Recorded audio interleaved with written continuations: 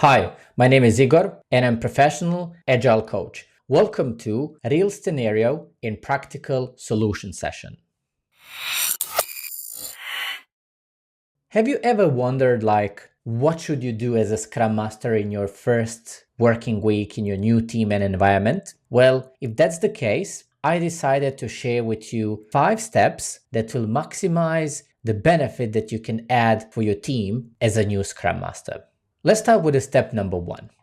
Step number 1 is have a conversation with product owner to understand product goal and be aligned. Why is this step so important? This is so important because the product owner will help you to understand the bigger picture. He or she will help you basically to zoom out and understand where the Scrum team is actually heading and why they are assembled in the first place. Like, why are they the team? And what is the purpose behind them being a team? So this step is going to help you as a Scrum Master to understand what is the purpose and what is the end state your Scrum team needs to achieve. Now, when you know the end state and when you had a conversation with the product owner, and now when you're aligned as the rest of the team, you can move to the step number 2. Step number 2 is basically meeting the Scrum team members. If you didn't have the opportunity to do step number 2, like meet your Scrum team fellows before the step number 1, I highly encourage you to go and do that.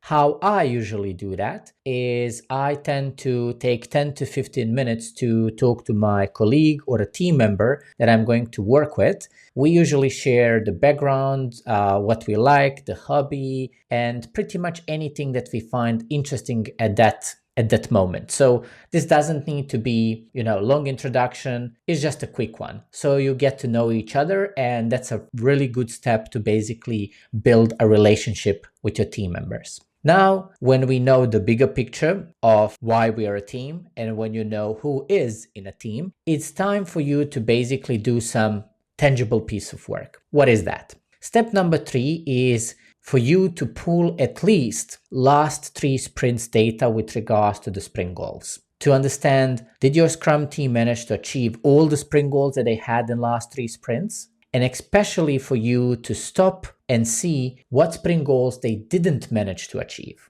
This is so important for you because this will help you to understand and gather the data of where they didn't manage to maximize the value for the environment or end users. This will serve you perfectly as an input, so you can take some notes, you can take some observations, and later on, when you get more and more involved into teams practices and Scrum meetings, to basically share with them and unpack the reason behind that. So it could be lack of productivity, too many meetings, capacity being maximized for your team and they're way too busy to focus on the goals. It can be anything. That's why you as a Scrum Master basically exist. You need to serve your team in the best possible way so they can achieve those goals.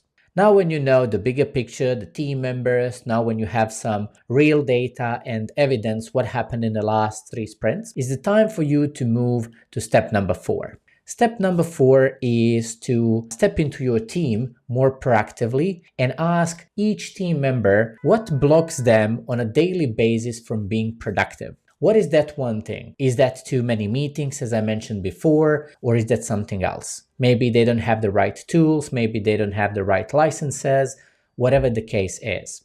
Of course, I don't know the reason behind that, but you need to unpack that with your team. Now, when you know first 4 steps, knowing the bigger picture, meeting your team members, getting the data from the at least last 3 sprints, and asking the team members what blocks them to be effective daily in order for you to address that in upcoming sprints, you're ready for the step number 5. I personally believe that step number 5 is the most valuable one for Scrum Masters in their first week and later on. Why? Observing and taking the notes doesn't make you a secretary, first of all. That makes you an effective Scrum Master, because in order to be effective and impactful Scrum Master in your environment, you need to observe. You need to observe the flow of your value in your system. You need to observe the level of communication. You need to observe how your team is performing. You need to observe how the product owner is doing his or her job. the healthiness of the product backlog, many different things. When you observe, when you have the ability to stop, look, and then correct and help your team down the road, you have and you created an impactful approach to optimize the effectiveness of your team. Whenever you observe something, take the note and dig deeper to find a way how you can address that and whom do you need in that formula to support you going forward. So if you want to address something from a developer's perspective, you need to find a way how to approach to those people and how to work with them. If you observe something from product owner perspective, you need to find a way how you can collaborate with the product owner effectively and basically address those concerns. Now, when you know 5 steps that I believe are most powerful for the Scrum Master in first week of work, you can just go now and add the value in your team. Observe, take notes, understand where your team is against where they need to be, get to know your team members, get the data from the last sprints, and basically find a way to make your team as effective as possible. Take it easy, take it one step at a time, and iterate and get better every single sprint. Thank you for watching. Feel free to follow me as I'm going to share more practical videos like this. See you in one of my next videos.